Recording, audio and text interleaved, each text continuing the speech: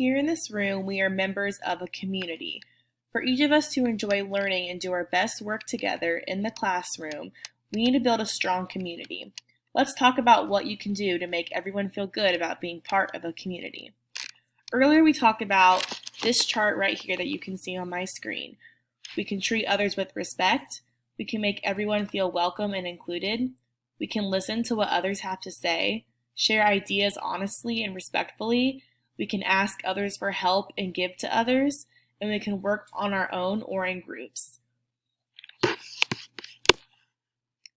I want you to think about how can members of a community make everyone feel part of the community, and how can the members of a community support each other in their learning.